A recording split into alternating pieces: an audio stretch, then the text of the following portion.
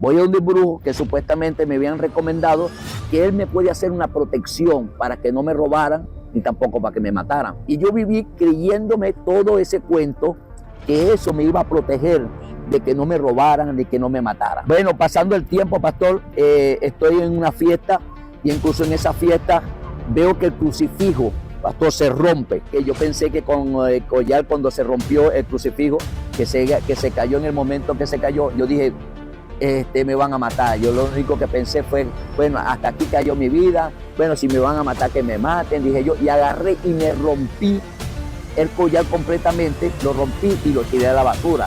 Y lo único que vi fue el cañón cuando me lo puso en la cabeza, cuando me puso el cañón en la cabeza. La pistola, el cañón de la pistola. El cañón de la pistola, me acuerdo que fue un Magno 357, es un revólver, y me lo colocó en la cabeza. Cuando me coloca el revólver en la cabeza, yo lo único que hice fue ver el cañón. Cuando veo el cañón, mi acción, lo único que hizo fue...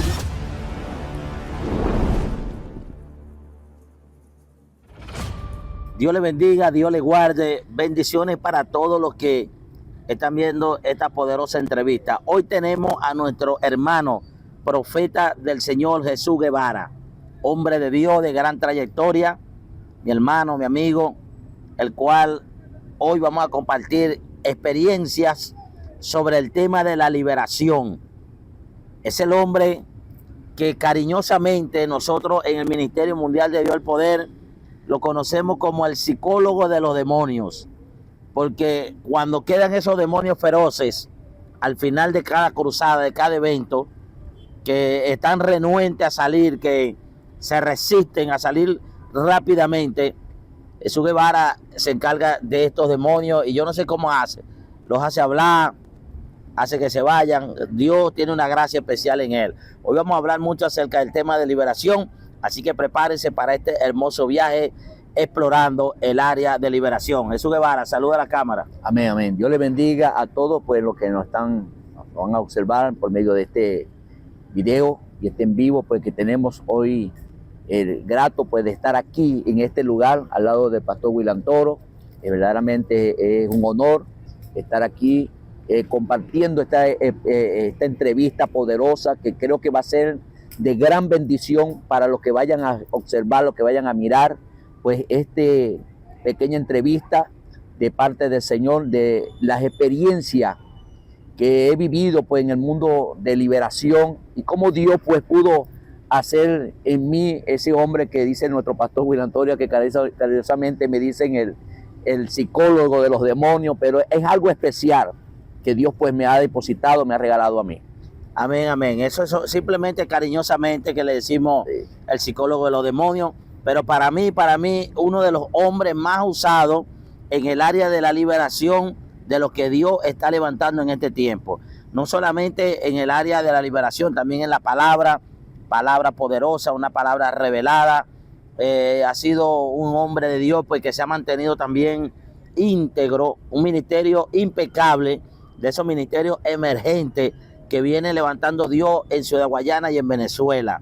Algo que realmente hay que acentuar, la integridad de un ministerio. Eso es importante. No solamente los dones, los talentos y las manifestaciones, sino que una de las cosas es la integridad de un hombre de Dios, que podemos dar testimonio y dar fe de esa buena conducta. Así que, bueno, Jesús, estamos aquí para explorar ese mundo, pero antes de entrar en la liberación, queremos conocer un poquito sobre Jesús Guevara, un hombre casado con nuestra hermana María de Guevara, tiene sus 2 hijos, ya conocemos esa parte de tu vida, un hombre que ha luchado, pues, y de lo que se ha mantenido en esta tierra, pero ¿cómo comenzaste? Háblanos un poquito de ese llamado, háblanos un poquito de esa parte del mundo, cómo Dios te sacó de allá, qué pasó en tu vida, porque cuando uno ve un llamado como el tuyo, uno tiene que decir, oye, este hombre tiene un propósito, tenía una marca de parte de Dios.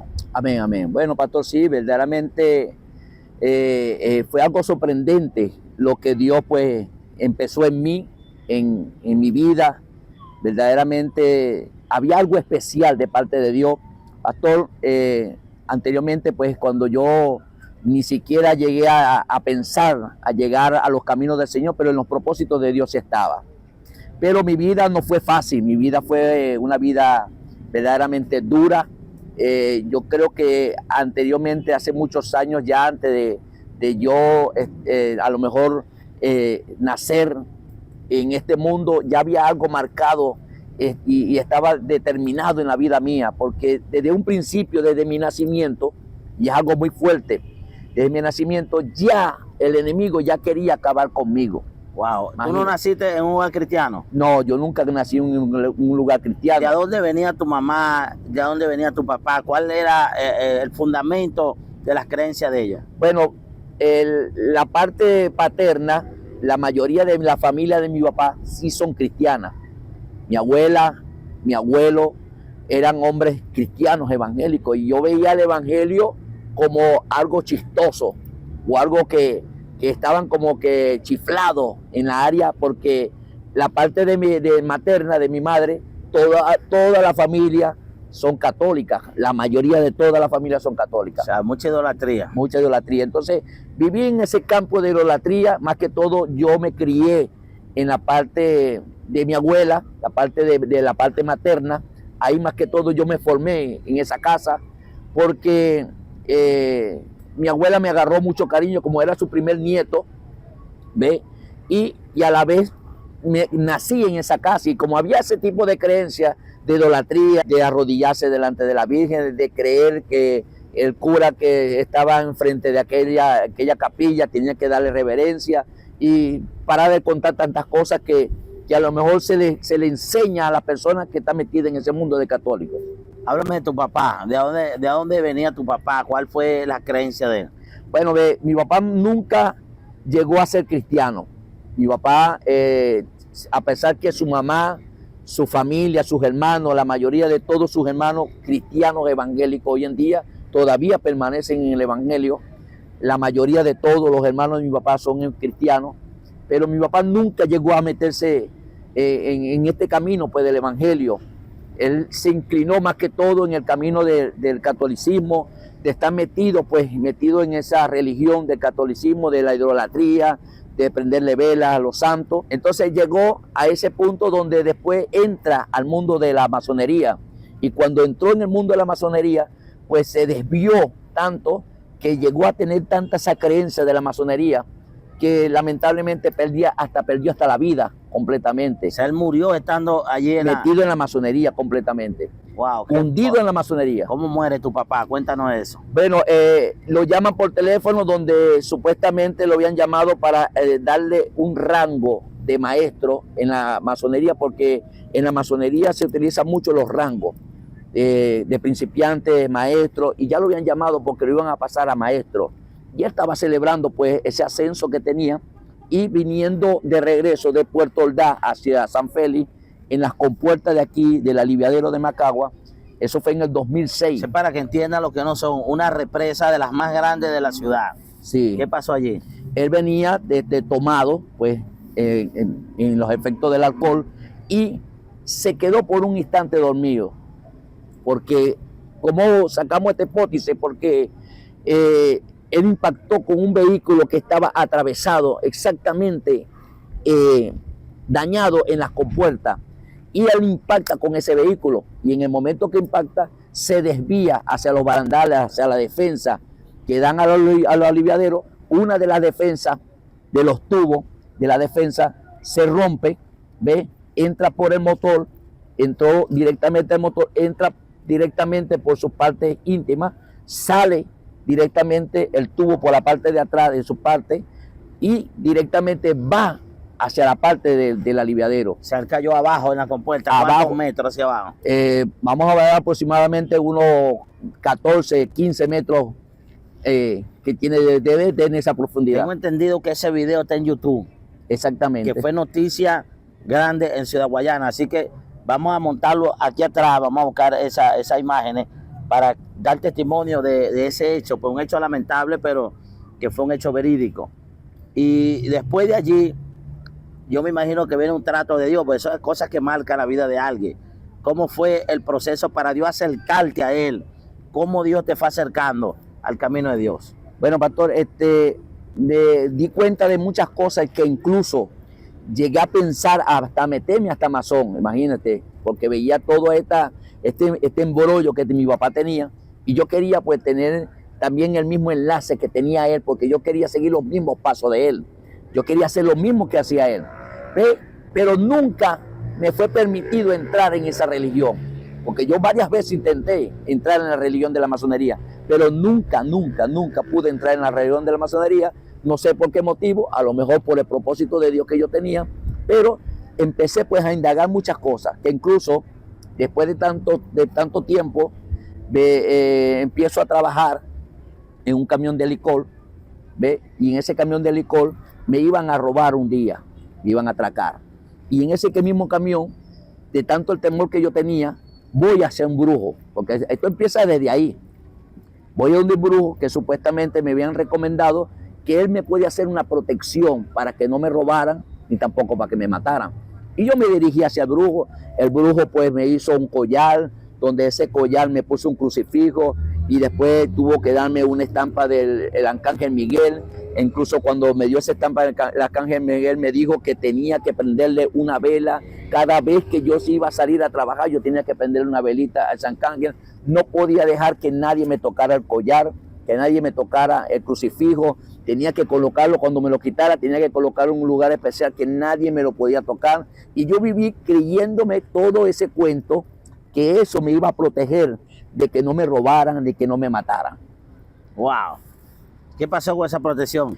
Bueno, pasando el tiempo, pastor, estoy en una fiesta, y incluso en esa fiesta veo que el crucifijo, pastor, se rompe, se cae. No sé cómo se cayó, se rompió el crucifijo. Bueno, eso es señal, según alguna gente que creen esto, de mal augurio, como que algo va a pasar malo. ¿Qué pasó contigo? Bueno, supuestamente yo me creí eso también, que yo pensé que con el collar, cuando se rompió el crucifijo, que se cayó en el momento que se cayó, yo dije, me van a matar. Yo lo único que pensé fue, bueno, hasta aquí cayó mi vida, bueno, si me van a matar, que me maten, dije yo, y agarré y me rompí el collar completamente, lo rompí y lo tiré a la basura. Que incluso en el momento que yo rompo el collar, era algo como que si me hubieran bajado el breque, ¡pum! Me quedé instantáneamente dormido, porque no me acuerdo después absolutamente de más nada hasta el día siguiente. Cuando llegó el día siguiente, empiezo a pensar qué fue lo que sucedió ese día, por qué se rompió el crucifijo, qué fue lo que sucedió. Y empiezo a pensar ese día lunes, ese día martes y ese día miércoles, y sigo pensando todavía en qué es lo que había sucedido con ese crucifijo, hasta que cuando vengo metido en el camión, empiezo a tener un trato especial con Dios. ¿Por qué? Porque yo escuchaba en la radio una emisora que llaman Avivamiento. Eso lo daba anteriormente el pastor Richard Rodríguez, lo daba esa emisora de Avivamiento, y yo escuchaba todos los días esa emisora. Y en el momento que estoy escuchando esa emisora, pastor, sentí en mi cuerpo algo que temblaba, me temblaba todo el cuerpo, las rodillas, las manos, todo me temblaba. Y lo único que salió de mi boca fueron estas palabras, que las personas que estaban conmigo se quedaron asombradas, porque cuando yo empiezo a decirle, hoy acepto a Cristo como mi único, suficiente Salvador de mi vida y de mi alma, y quiero cambiar, ya no quiero ser el mismo, yo quiero cambiar mi vida. Ellos se quedaron impactados, porque yo estoy manejando un camión de polar, estoy manejando un camión de cerveza, ¿ve? De alcohol. Entonces, ¿cómo ahora una persona que está manejando un camión de alcohol va a decir que acepta a Cristo? Quiere decir que tiene que dejar absolutamente todo. Tú me contaste que antes de dar ese paso, Satanás te quiso matar. En varias ocasiones, sí, pastor, me quiso acabar con mi vida. Un día andaba con un joven, fuimos a buscar a otro joven para irnos a beber. Incluso cuando llegamos al sitio, no sabe que me encuentro que el joven que andaba conmigo tenía problemas con unas personas en el barrio donde vivía. Que cuando llego en ese barrio, no sabe que la persona que tiene el problema está armado. Y lo único que vi fue el cañón cuando me lo puso en la cabeza, cuando me puso el cañón en la cabeza. La pistola, el cañón de la pistola. El cañón de la pistola, me acuerdo que fue un Magnum 357. Es un revólver, y me lo colocó en la cabeza. Cuando me coloca el revólver en la cabeza, yo lo único que hice fue ver el cañón. Cuando veo el cañón, mi acción, lo único que hizo fue voltear la cara hacia un lado y echarme detrás del cojín muy fuerte, muy duro. Y escuché el plomazo cuando sonó, que este oído, todavía no escucho muy bien, todavía eso quedó efecto todavía de ese disparo, y me quedó rechiñando muy fuerte, que incluso cuando suelta el disparo, escucho al amigo mío que tengo al lado mío, a la mano derecha, escucho que está herido. La bala le entró por el hombro, le perforó un pulmón y le quedó arrojada dentro de la parte de atrás de la espalda. Y eso fue un corre-corre, eso fue algo verdaderamente catastrófico para mi vida. Desde ahí empecé pues a pensar que si me hubiera disparado, si ese tiro te lo dan en la cara donde te dispararon, usted no estuviera aquí contándola. no tuviera. Porque ahí yo veo la misericordia de Dios, veo el llamado de Dios que te está guardando aún en tu ignorancia, porque había una preservación de vida para un propósito posterior como el que estamos viendo en tu llamado y en tu ministerio. ¿Cómo fue ese llamado cuando ya el Señor empezó a tocar tu vida? Bueno, pastor, cuando ya empezó a hacer ese trato, como veníamos hablando hace un momento, que agarro al joven que tengo al lado conmigo, que le digo que acepto a Cristo como mi único suficiente salvador de mi vida, ahí empezó algo en mí a cambiar, que yo todavía no entendía cuál verdaderamente era el propósito que tenía Dios conmigo. Que yo tenía a mi pareja, mi amada esposa, que todavía está conmigo, 21 años tenemos juntos. Ella era cristiana y ella oraba por mí. Ella me invitaba para los cultos. Yo le decía, no, va, yo no soy cristiano, yo no voy a estar metido en esos cultos de loco, le decía yo. Así yo me refería pues a esas personas. Pero ella vivía orando, vivía ayunando, vivía pagando un precio. Por eso que todas esas mujeres de hoy en día que están metidas en los caminos del Señor tienen que seguir permaneciendo, porque en un momento Dios va a tratar con su pareja o viceversa va a tratar con su pareja. Amén. ¿Ves? Porque hay un propósito. Y ella pues empezó a orar hasta que llegó el día que yo me llegué a la casa. Ves que incluso que cuando yo digo acepto a Cristo como mi único suficiente salvador de mi vida, en Sierra Parima hay una librería cual yo le despachaba malta. Y esa librería voy y me dirijo y me compro mi primera Biblia para que las personas que estaban conmigo creyeran que yo sí era cristiano, que iba a ser cristiano, y yo me compré mi primera Biblia, que todavía yo la tengo, ¿ves? Esa primera Biblia. Y me llego a Polar, aquí en Puerto Ordaz, aquí mismo donde estamos, en la sede de UNARE, me bajo del camión con la Biblia en la mano. Y la gente que me observaba decía, bueno, ¿qué le está pasando a este? Este está loco. Ahora manejando un camión de Polar y ahora es cristiano. ¿Sabes? Nadie se iba a explicar lo que estaba sucediendo. Claro.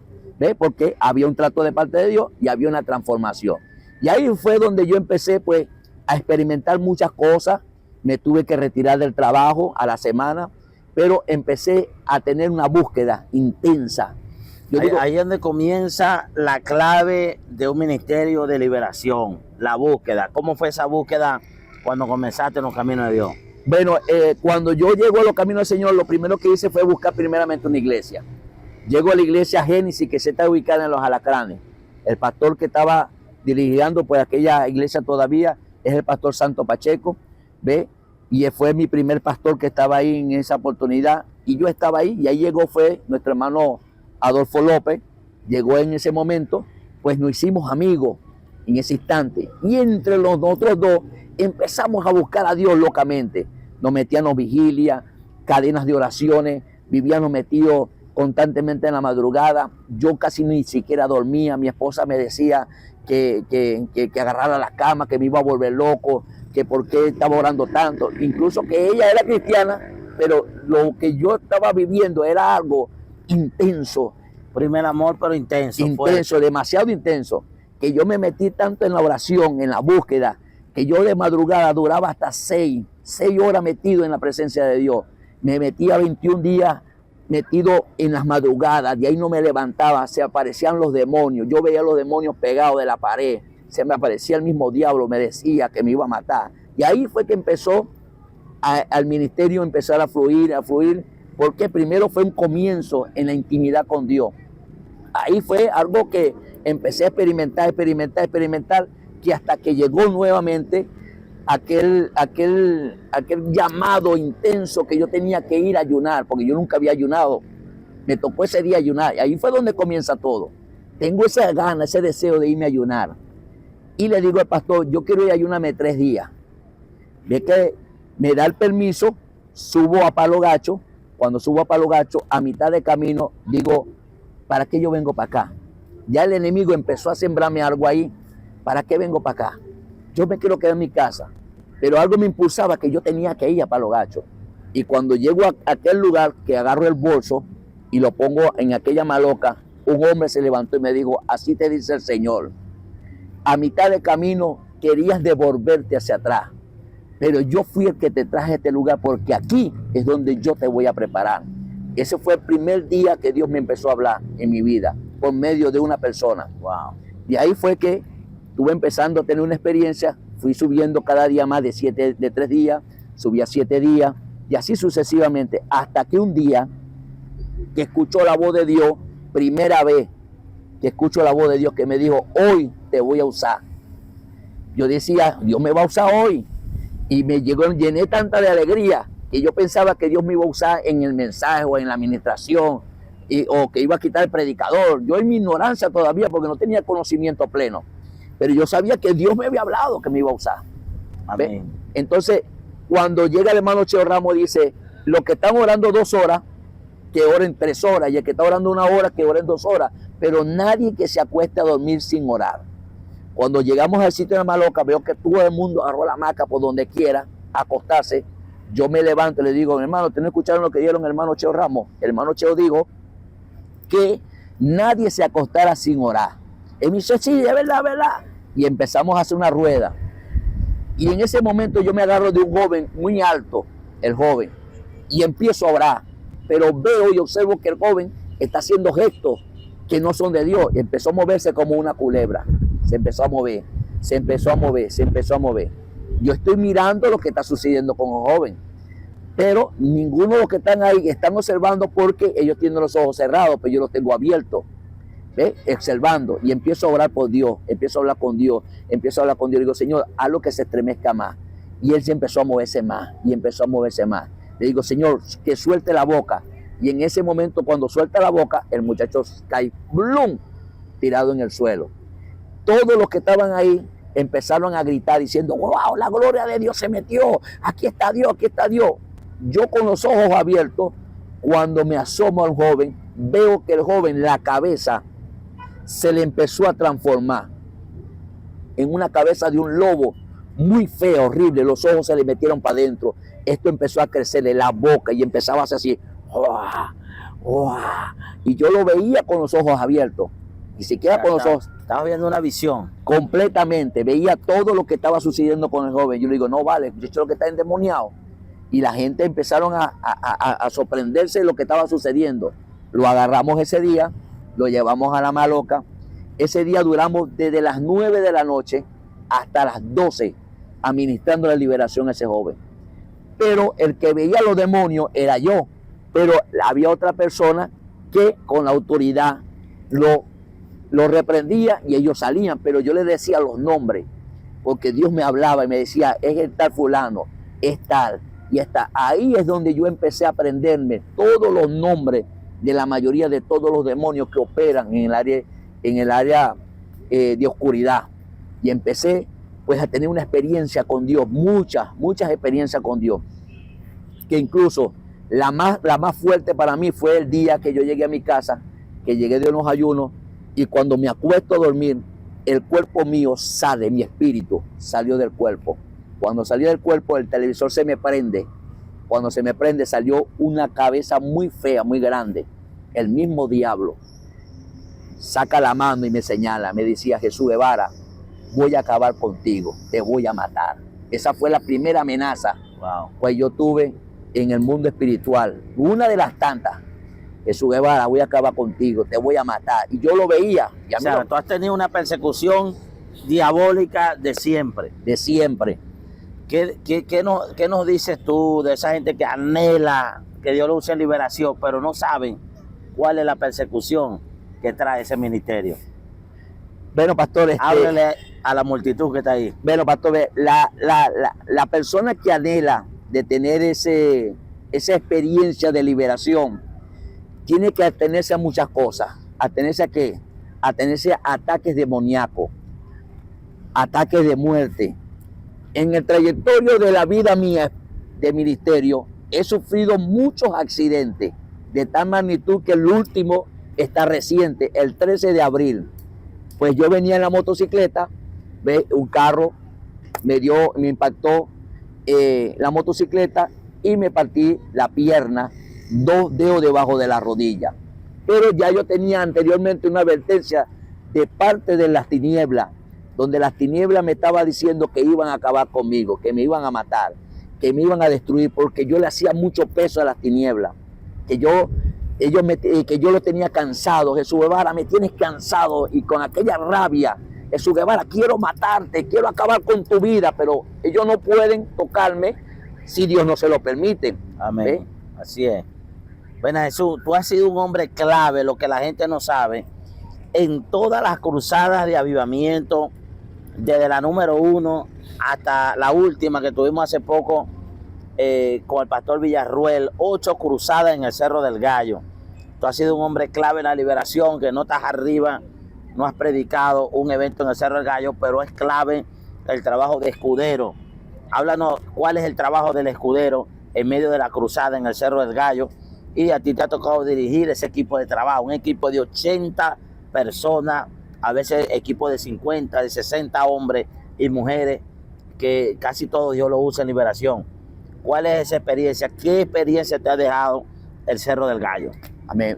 Una de las cosas que primero pues no podemos escapar fue el momento donde Dios me habla, que me dice que vaya a su casa a reparar el vehículo. Desde ahí comienza todo, desde una amistad de un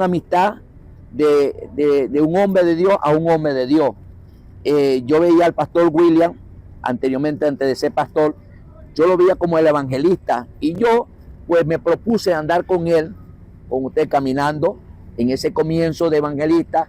Siempre estaba constantemente en la ayuda, y ahí fue donde yo pude experimentar que era el ser un escudero de un hombre de Dios.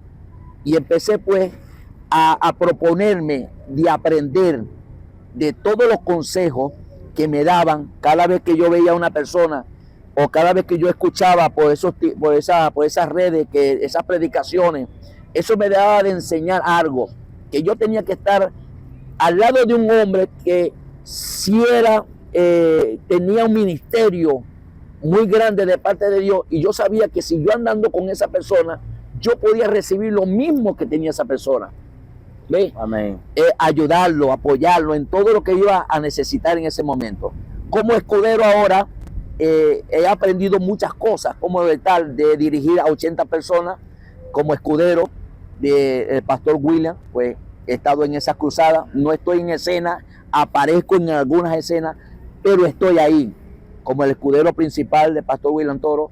Pero soy una de las piezas clave también del ministerio como tal, en la ayuda del pastor, en la parte de la liberación, en la parte que nadie sabe qué es lo que sucede, como decía al principio, que decía el pastor, nadie sabe lo que sucede detrás de la tarima. Hay personas pues endemoniadas, personas que se hacen a veces difícil. Claro, la gente no ve esto, que hay una liberación masiva que está operando encima de la tarima, en el frente, pero hay personas que quedan libres por la autoridad que se está ejerciendo de parte de Dios en el momento, pero hay personas que tienen pactos, tienen legalidades, que los demonios se resisten a salir a menos que se rompa ese pacto. Y como uno está en vivo y directo ministrando, esos casos difíciles, uno no se puede detener por una persona y detener toda una administración de una multitud.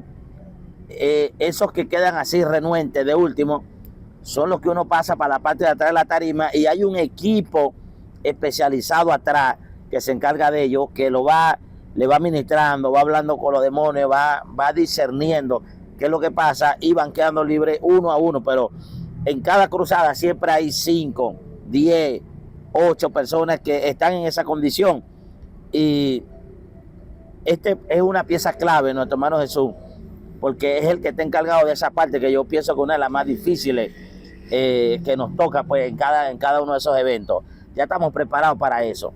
Jesús, yo te voy a hacer una pregunta. ¿Qué opinas tú? ¿Por qué en cada cruzada se endemonian más mujeres que hombres?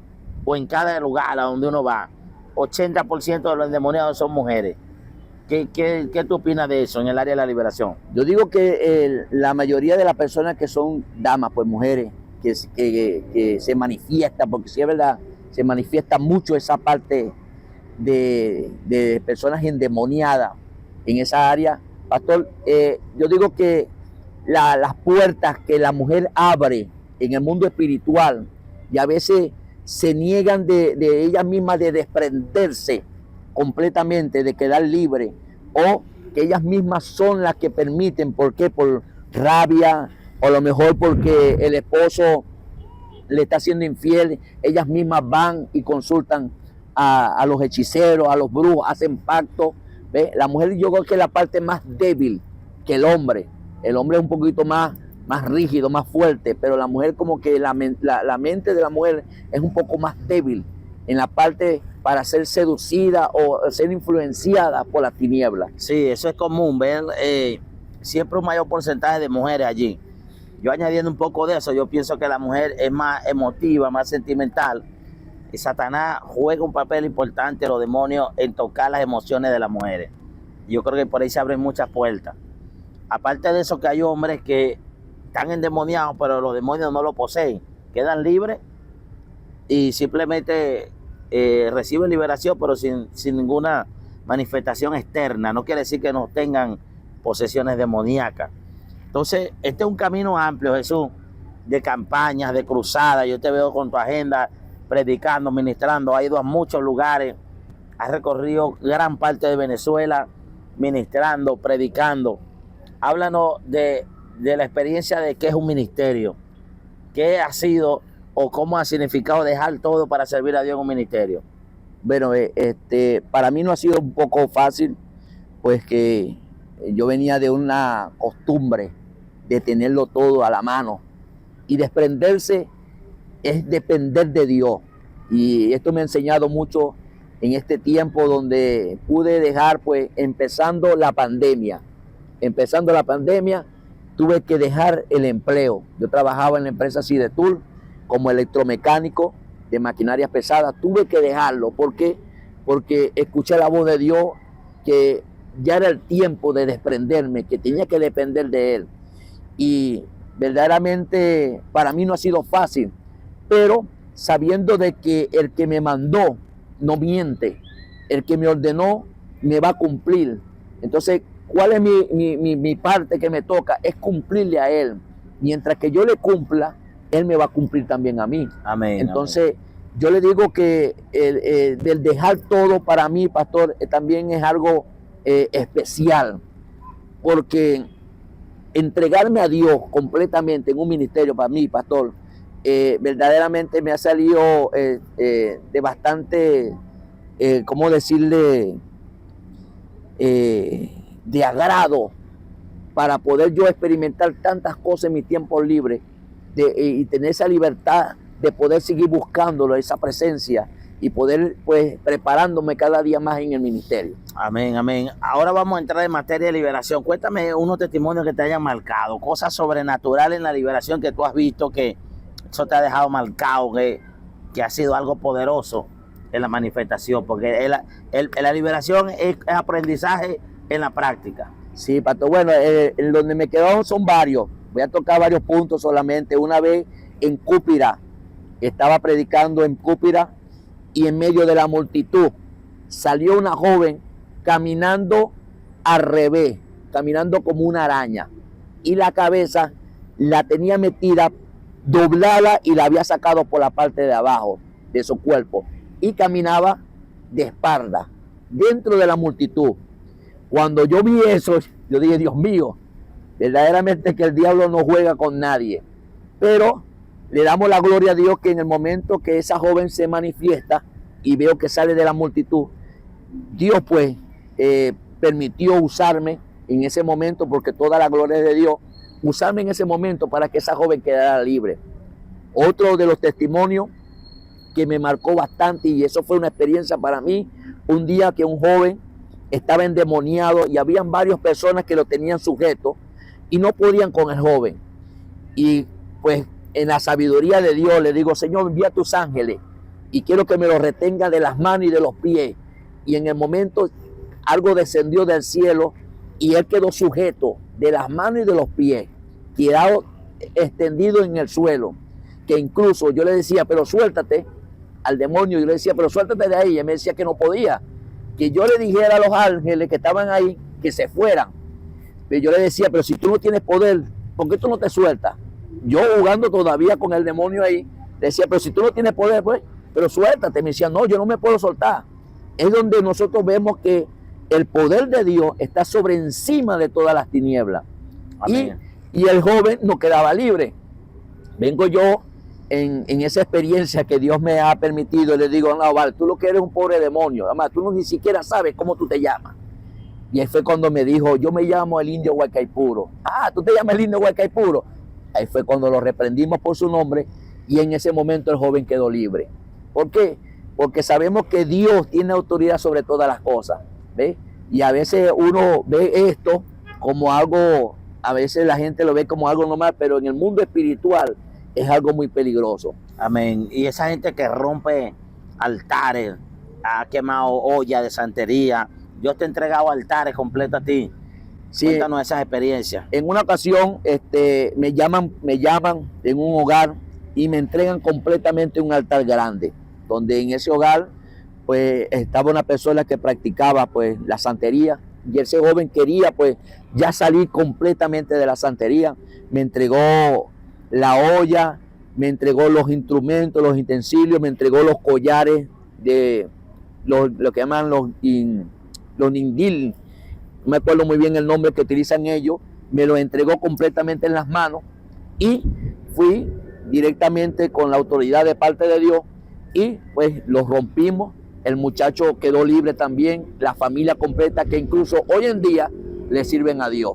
Wow, poderoso. Bueno, Jesús, yo a Jesús lo veo como un ejemplo, porque Jesús ha sabido mantener un equilibrio entre el ministerio a tiempo completo, que lo que entiendo yo, tiempo completo, es que siempre tiene que estar disponible para lo que Dios lo necesite. Pero sin embargo, nunca deja de trabajar.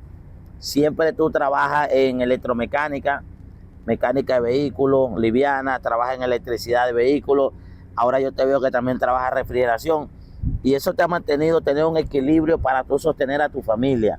Porque ahorita hay muchos jóvenes, hermano, que dicen que Dios lo llamó a tiempo completo. Tú no le ves una agenda. No predican completamente con un patrón constante, pero a la vez no están haciendo nada. Y tú no los ves que están buscando a Dios de lleno. Y algunos de ellos casados, con familia, la familia pasa trabajo. ¿Cómo ese equilibrio de llevar un ministerio y a la vez velar por una familia? Bueno, aprendí pues con las enseñanzas de cómo llevar ese ministerio y a la vez seguir trabajando, pastor. A pesar que Dios me llamó pues a tiempo completo, yo no me puedo quedar extendido en una cama esperando que se me llene una agenda o esperando que del cielo me caiga maná. ¿Ve?